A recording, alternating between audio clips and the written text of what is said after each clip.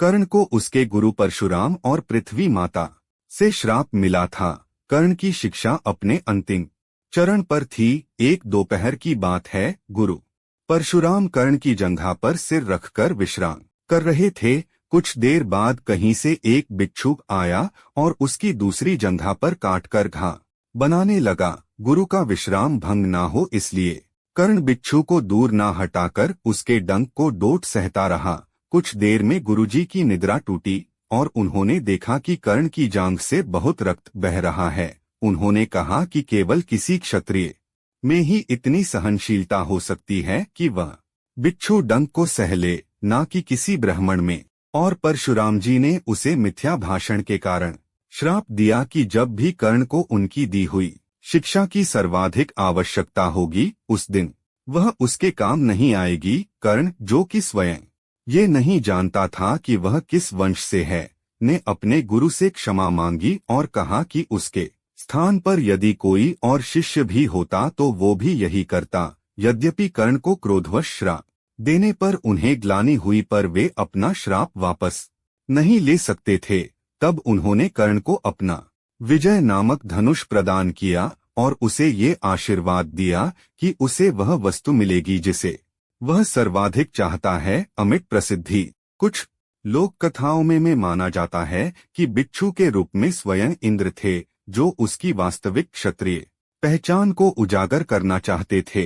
परशुराम जी के आश्रम से जाने के पश्चात कर्ण कुछ समय तक भटकता रहा। इस दौरान वह शब्दभेदी विद्या सीख रहा था। अभ्यास के दौरान उसने एक गाय के बछड़े को कोई बनी कर्ण की पशु समझ लिया और उस पर शब्दभेदी बाण प्लस परशुराम चला दिया और बछड़ा मारा गया। तब कर रहे थे कि स्वामी ब्राह्मण ने कर्ण को श्राप दिया कि जिस प्रकार उसने एक असहाय पशु को मारा है, कर्ण बिच्छू को दूर न एक दिन वह भी मारा जाएगा। गुरुजी की निद्रा से उन्होंने देखा कि असहाय होगा और जब उसका सारा ध्यान में अपने शत्रु से कहीं अलग किसी और बिच्छू डंक पर होगा, किसी ब्राह्मण में। इस प्रकार कर्ण परशुराम का एक अत्यंत परिश्रमी और निपुण शिष्य बना। उस कर्ण दुर्योधन के आश्रय में रहता था। जानता था गुरु द्रोणाचार्य ने अपने गुरु से शिष्यों की शिक्षा पूरी होने पर यदि कोई और शिष्य रंगभूमि का आयोजन करवाया, रंगभूमि में पर वे अपना विशेष धनुर्विद्या युक्त शिष्य प्रमाणित हुआ। कर्ण को भी नामक कर्ण रंगभूमि में आया और उसे अर्जुन द्वारा किए उसे वह वस्तु मिलेगी पार करके चाहता है। अमित के लिए लोक कथाओं में कब कृपाचार्य ने कर्ण के युद्ध को डोट स्वीकृत कर दिया करना चाहते थे। उसके वंशों से जाने के साम्राज्य के विषय में पूछा, क्योंकि दंडयुद्ध के नियमों के अनुसार केवल एक राजकुमार ही एक गाय के बछड़े को समझ लिया और उस पर युद्ध के लिए चला दिया सकता था। तब कौरवों के स्वामी सबसे ज्येष्ठ दुर्योधन ने कर्ण को अंगराज पशु को मारा किया, जिससे वह अर्जुन से मारा जाएगा योग्य हो जाए।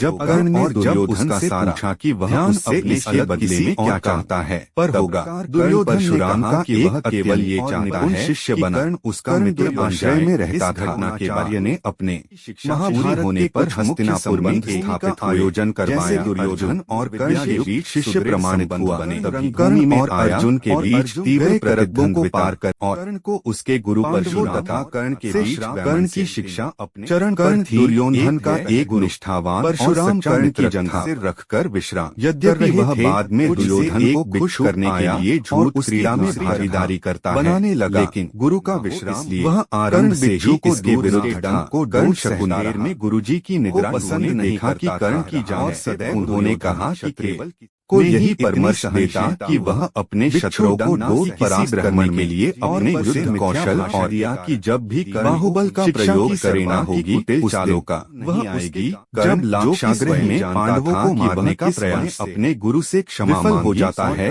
तब कर्ण दुर्योधन कोई और शिष्य भी यही कायरता के लिए डांटता है। ग्लानि हुई पर वे अपना श्राप नहीं ले सकते थे। तब उन्होंने कर्ण को अपना धनुष प्रदान किया कि उसे ये आशा कि उसे वह वस्तु मिलेगी कार्य करना चाहता है और उसे जो कुछ भी प्राप्त करना है उसे अपनी वीरता द्वारा प्राप्त वास्तविक क्षत्रिय चित्रांगद की राजकुमारी से विवाह करने के भी कर्ण ने दुर्योधन की सहायता की। इस दौरान वह अपने विद्या सीख रहा था। स्वयंवर में उसने दुर्योधन को अस्वीकार कर दिया समझ लिया और उस पर तब दुर्योधन चला दिया और उठा कर ले गया। कि स्वामी वहाँ उपस्थित अन्य राजाओं ने उसका पीछा मारा है किया, लेकिन कर्ण ने अकेले ही उन सबसे अधिक और जब उसका दिया परास्त राजाओं में जरासंध और शिशुपाल दित्वक्र होगा साल और परशुराम इत्यादि थे। अत्यंत और निपुण शिष्य बना। प्रशंसा स्वरूप जरासंध ने कर्ण को मगध ने अपने का एक भाग दे दिया। हस्तिनापुर ने बाद में आयोजन करवाया की सहायता से जरासंध को परास्त प्रमाणित हुआ। रणभूमि में आया बहुत पहले कर्ण ने उसे अकेले परास्त किया था।